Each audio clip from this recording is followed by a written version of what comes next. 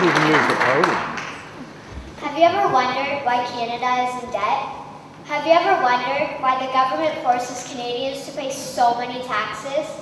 Have you ever wondered why the bankers from the largest private banks are becoming wealthier and the rest of us are not? Have you ever wondered why the gross national debt is over $800 billion? Or why we are spending $160 million a day on the interest of the national debt? That's $60 billion a year. Have you ever wondered who receives the $60 billion? What I have discovered is the banks and the government have colluded to financially enslave the people of Canada. I will share with you 3 important points of reference, which will hopefully spark enough interest and concern for you to continue the research on your own and to engage your government to stop this criminal act against the people of Canada. First, we will briefly examine the Bank of Canada.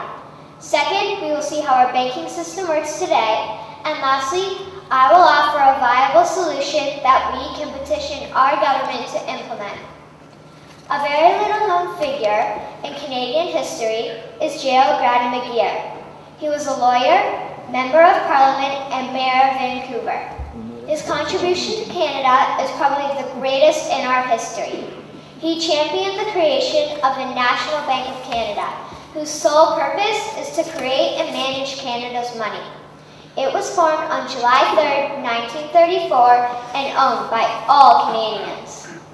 Until the 1970s, because of the Bank of Canada, Canada's national debt was held at a constant, manageable level, until the government decided to implement what we now have as our modern-day banking system that is robbing the Canadian people. So how are they robbing us?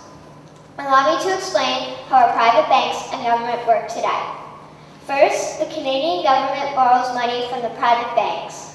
They then lend the debt-based money to Canada with compounded interest.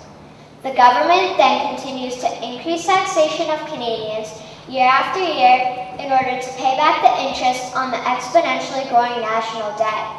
What results is inflation, less real money for Canadians to spend into our economy, and the real money being used to pad the pockets of the banks. Also, the government gave the banks the ability to loan out money that doesn't exist in the form of loans. When a bank gives you a mortgage, which literally means a death pledge or a loan, they don't actually give you money. They click a key on a computer and generate the fake money out of thin air.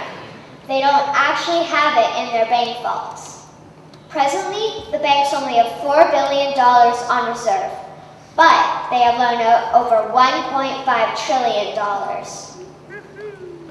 To quote Graham Towers, each and every time a bank makes a loan, a new bank credit is created. New deposits, brand new money.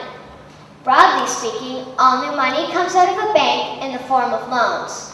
As loans are dead, then under the present system, all money is dead.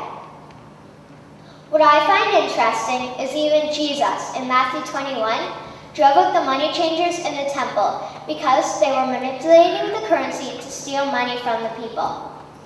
The private banks are just like the money changers in Matthew 21. They are defrauding and robbing the people of Canada, thus their freedom, and they need to be stopped. How should the banking system work? In an infamous interview, Mr. McGeer asked Mr. Towers, "Can you tell me why a government with power to create money should give that power away to a private monopoly and then borrow that which Parliament can create itself back at interest to the point of national bankruptcy?" Mr. Towers replied, "If Parliament wants to change the form of operating the banking system, then certainly that is within the powers of Parliament. In other words, if the Canadian government needs money, they can borrow it directly from the Bank of Canada. The people would then pay fair taxes to repay the Bank of Canada. This tax money would in turn get injected back into our economic infrastructure and the debt would be wiped out. Canadians would again prosper with real money as the foundation of our economic structure and not debt money." Regarding the debt money owed to the private banks, such as the Royal Bank, we would simply have the Bank of Canada print the money owing, hand it over to the private banks, and then clear the debt with the Bank of Canada. And yes, we have the power and lawful right to do so.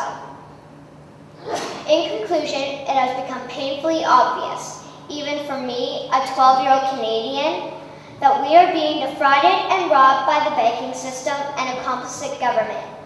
What will we do to stop this crime? What will we do to ensure that the next generation will live free and clear of the debt-based economy that enslaves them to the banks? Margaret Mead said the following, and I hope that all of you remember this. Never doubt that a small group of people can change the world. Indeed, it is the only thing that ever has. Thank you.